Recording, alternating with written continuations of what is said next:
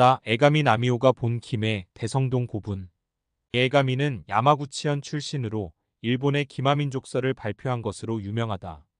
이 기마민족설은 일본의 통일국가인 야마토 조정의 창시는 동북아시아의 부여 계통의 기마민족이 세운 진 왕조에서 비롯되었고 4세기 말에서 5세기 전반에 달성되었다는 것을 요지로 하였다. 그러나 고사기나 일본서기에는 일본인이 기마민족이라고 명시한 기술은 찾아볼 수 없지만 도레인이라 명시한 기술은 수도 없이 많다. 그의 기마민족설은 당시 일본 학회의 대논쟁을 불러일으켜 각계의 연구자들의 비판을 받았다. 그는 소년 시절 관동대지진 때 도쿄의 교회에서 산책 중에 땅이 갈라지고 땅 속에서 동굴이 드러나는 현장을 보고 동굴 속으로 들어갔는데 뜻밖에도 그 안에서 수많은 선사시대의 토기와 동물의 뼈들을 발견하게 되었다. 그곳에서 그는 우연히 선사시대의 유물을 발견하고 그 유물들을 다수 습득한 후 고고학이야말로 가장 흥미로운 학문이란 사실을 깨닫게 되었다. 그는 다른 학문에는 흥미를 잃었고 동경제국대학에 입학한 후 이 유물들을 모두 인류학 연구실에 가지고 가서 연구에 몰두하게 되었다. 그 에가미가 한국의 김해 공항에 도착한 것은 1991년 3월 25일이었다. 바로 김해 대성동 고분을 탑사하기 위해서였다. 김해 대성동 고분군에 도착한 그는 이곳에서 그의 미싱링크를 벗어날 수 있는 유물을 발견할 수 있다면 당장 죽어도 여한이 없을 것이다라고 말했다. 잃어버린 골이라는 용어는 학문의 계열을 이루는 데에서 빠진 부분이라는 학술 용어이다. 그는 일본 민족의 시원이 기마민족이었다는 것을 대성동 고분에서 찾으려는 목적으로 김해를 찾은 것이다.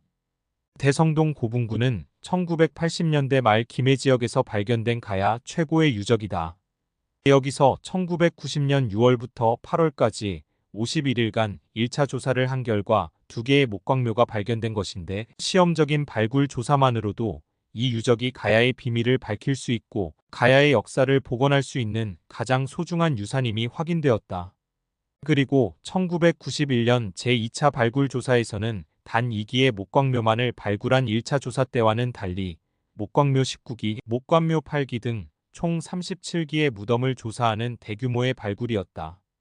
대성동 고분 발굴은 제1차로 부산에 있는 경성대학교에 의해 진행됐으며 제1차 조사 후 고분들의 중요성을 파악한 김해시와 가락국사적개발연구원에서 함께 예산을 들여 공동으로 2차 발굴 조사를 진행하였다. 이 발굴의 단장은 경성대학교의 박물관장이던 김무조였으며 실질적 총책임자는 특별연구원 신경철이었다. 에가미 교수는 신경철과 각별한 인연을 맺고 있었다. 두 사람은 아시아사학회의 공동 발기인이었다. 김해는 본래 가락국의 문화중심지였으며 낙동강 주변 가야 제국의 초기 맹주국격이었던 금광가야의 왕도였다. 가야사를 연구하고 있던 대부분의 고고학자들은 가야의 비밀을 밝힐 수 있는 유물이 김해에서 반드시 나타날 것이라 예측하고 있었다. 대성동 고분군은 높이 22m의 낮은 구릉이지만 그곳에서 북쪽으로 600m 떨어진 곳에는 금광가야의 건국신화가 깃들여진 구지봉이 있으며 동쪽으로 약 300m 떨어진 곳에는 김수로 왕릉이 있다. 또 남쪽으로 500m 되는 거리에 부산대학교에서 발굴한 옛 가야인들의 취락지구인 봉황대 유적이 있으며 그 곁에는 고대인들이 조개를 먹고 버린 조비들이 무덤처럼 쌓여있는 조개무지로 유명한 회열리 패총이 자리 잡고 있어 그야말로 금광가야 비밀을 안고 있는 김해의 중심지라고 할 수 있다. 여러 차례 도굴 때문에 원형을 잃었을 것이라 추측했던 고분에서는 엄청난 유물들이 쏟아져 나왔다.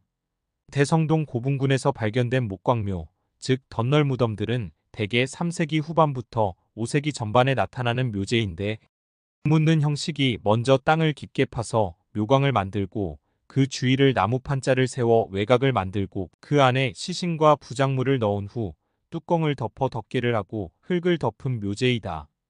발굴 조사 전에는 이 2개의 목광묘가 각각 1개씩의 단독 무덤으로 생각되었으나 발굴 결과 주각과 부각으로 나누어진 하나의 목광묘가 되는 것이었다. 무덤의 주인공이 누워있는 것은 주각이고 각종 부작물이 묻혀있는 것은 부각으로 특히 5세기 전반에 만들어진 것으로 추정되는 제1호 고분은 또렷하게 2개의 묘실로 나누어져 있었다. 제2호 고분은 그보다 먼저 조성되어 4세기 후반에 만들어진 것으로 추정되며 제1호 분과는 달리 단독 분묘였다. 그런데 이 제1호 고분에서 수차례의 도굴에도 불구하고 다량의 토기들, 철기류, 마구, 유리로 만든 장신구 그리고 통영동기 등이 출토되었다. 그리고 발굴 시 무엇보다도 관계자들을 흥분시킨 것은 제1호 고분에서 모두 5사람의 인골이 나왔다는 사실이며 이는 5사람을 한꺼번에 순장하였음을 분명하게 보여주는 증거였다. 순장은 고대 국가에서 왕이나 귀족이 죽었을 때 살아있는 신하나 종들을 함께 매장하는 풍습으로 고구려, 백제, 신라의 한반도는 물론 동아시아의 농경사회에서는 전혀 볼 수 없는 독특한 묘제이다. 이 사실을 확인한 에가미 교수는 심장이 멎는 것 같은 질식감을 느꼈다고 하는데 그것은 순장이 북방 유목민족의 관습이었기 때문이다. 특히 제1호분에서 나온 소의 아래턱뼈는 목광묘를 완성한 후 소나 말의 머리를 베어 덮개 위에 놓고 하늘에 제사를 지내는 북방 유목민족의 재래와 일치함을 유추할 수 있었던 것이다. 에가미 교수를 두 번째 흥분시킨 것은 통영동기가 제1호분에서 8점, 제2호분에서 2점 등 10점이 나왔다는 사실이다. 그러나 통영동기의 다량 출토보다 더욱 에가미 교수를 흥분시킨 것은 제2호 고분에서 나온 파형동기, 즉 바람개비 모양을 닮았다고 해서 바람개비라는 유물이었다. 아직까지 일본에서나 한국에서도 파형동기의 쓰임새가 무엇인지 정확히 알려진 바가 없다. 다만 방패에 부착했던 물건으로 가죽이나 나무에 오치를 해 단단한 방패를 만든 후 그 방패 위에 밀착시킨 장식품이라는 것이다. 통영동기가 그 지역의 지배자나 그 밑에 사제적 종교적 계층의 고분에서 출토된 것과는 달리 파영동기는 그보다 신분이 훨씬 높은 왕들의 무덤에서나 볼 수 있는 특징적 유물이었던 것이다.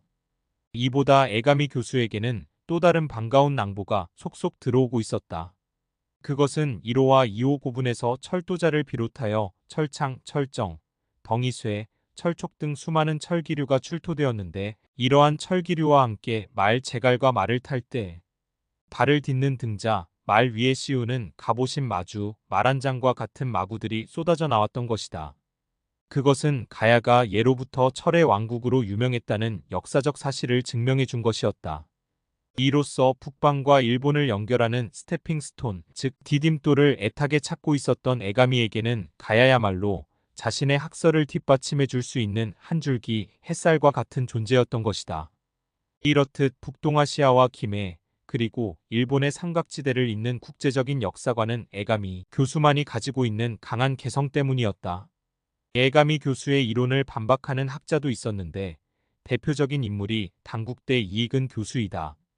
이익은 교수는 에가미 교수의 이론을 문헌 뒷받침 없는 상상력의 산물이라고 말했다. 1948년 2차 대전 직후 일본에서는 북방 기마민족에 의한 일본열도 정복설이라는 한 편의 논문이 발표되면서 일본 사회는 삽시간의 충격과 혼란에 휩싸였다. 일본 민족, 일본 국가의 기원에 관한 심포지엄에서 발표된 이 문제의 논문은 당시 일본군의 참패를 직접 목도한 에가미 나미오에 의해 쓰여졌다. 메머드급 반향에도 불구하고 그의 학설은 그동안 3에서 4세기 한반도 남부, 특히 김해 지방에 기마민족이 있었다는 사실을 뒷받침할 만한 뚜렷한 고고학적 물증이 없다는 결정적 결함을 안고 있었다.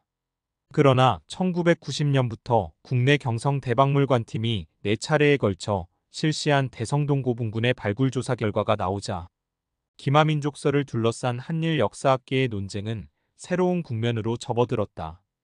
이곳에서 왜 개통의 유물이 출토된 것이다. 1991년 대성동 고분군의 발굴 현장을 직접 답사한 에가미는 그것이 자신의 학설을 뒷받침하는 유력한 증거라고 주장하고 나섰다. 일본판 기마민족설의 충격. 대성동 고분군은 경상남도 사적 제341호로 김해시 중심부의 수장층의 무덤군으로서 구지봉과 회열리 조개더미의 중간 지점에 위치해 있다. 이 구릉지에서 1에서 5세기쯤에 걸쳐 조성된 고분 100여 기가 있다. 당시 발굴 작업에는 3세기 말에서 5세기 초에 조성된 가락국의 왕릉들도 포함되었다. 그런데 이들 고분에서 환두대도 등 무기류 및 갑주류와 동복 등 기마민족 유물과 함께 파형동기, 벼곡류 등 외 계통의 유물들이 출토되었던 것이다. 이러한 발굴 결과는 불식간의 기마민족설 논쟁에 불을 지폈다.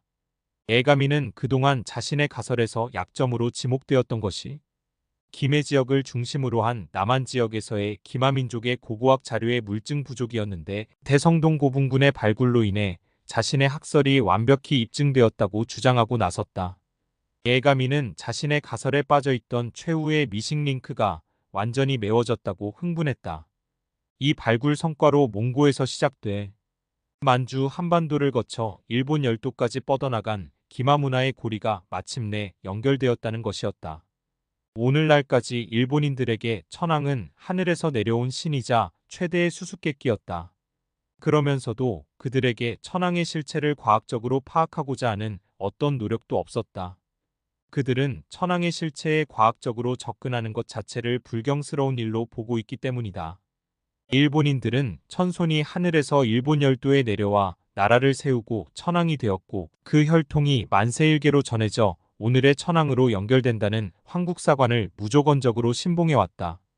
1945년의 패전은 이러한 신화를 과학적으로 분석해 볼 수 있는 좋은 기회였지만 그들은 또다시 인간 메가더에게 패한 천손 히로히토를 여전히 신으로 받들었다. 이러한 천손교에 충실한 교도였던 일본인들을 충격과 혼란으로 몰아넣었던 것이 바로 에가미의 논문이었다. 그는 세계대전이 끝나기 직전까지 다년간 북중국과 내몽고 지방을 돌면서 현지의 풍속과 유물유적을 조사 연구했던 역사학자이자 고고학자로 특히 북방 유목민족의 역사와 문화에 대해 해박한 식견을 갖고 있었다. 그런 만큼 일본 천황가의 기원이 하늘에서 구름을 타고 내려온 천손이 아니라 배를 타고 바다를 건너온 기마민족이라는 에가미의 주장은 일본인들로서는 신성불가침에 대한 도전이기도 했다.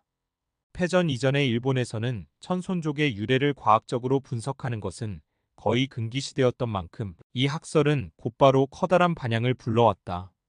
에가미 자신이 그것을 의도했거나 예상했는지는 모르겠지만 이는 기존의 황국사관에도 정면으로 반기를 드는 것이었기 때문이다. 기마민족설은 천황가의 뿌리가 하늘이 아니라 일본 밖, 즉 한반도를 거쳐 대륙에 있었다는 것을 출발점으로 삼았다. 그는 1958년 일본 민족의 기원이란 저서를 통해 자신의 주장을 한층 심화시켰고 67년에는 기마민족설의 결정판이라 할 만한 기마민족 국가를 출간해 이를 학설로 발전시켰다. 고사기, 일본 서기에 기술된 일본 신화의 여러 신화의 계보는 이자나기와 이자나미의 두 신에서 시작된다. 이종황은 이자나기는 천부신, 이자나미는 지모신이라고 하였다. 이자나기의 딸 아마데라스 오미카미는 일본 국조신으로 숭앙을 받고 있으며 일본 개국 신인 니니기 노미코도는 아마데라스 오미카미의 손자이다. 이들 신이 가야산 및 고천원에서 살았다는 것이다. 이 니니기 노미코도가 고천원에서 일본 규수 구지우루다케에 청강하여 아다나가야 땅에 이르렀고 그 후손이 하야토 일족을 형성하고 나라를 정벌하여 고대 일본을 통일한 일본 천황가의 시조인 신무천황으로 연결된다. 따라서 일본 천황가는 고천원에서 왔으며 고천원은 일본 천황가의 고향이 되는 것이다. 고천원은 고령군 고령읍 구가야대학교 정문에서 서북쪽으로 500m쯤에 있는 가야산 기슭이다. 이곳 고천원에서 지금도 매년 3월 니니기 노미코도에게 재앙을 올리고 있는데 합천양 토사연구회원들이 2015년부터 매년 3차례에 걸쳐 이 재앙에 동참하여 그들의 재래의식을 지켜본 바 있다.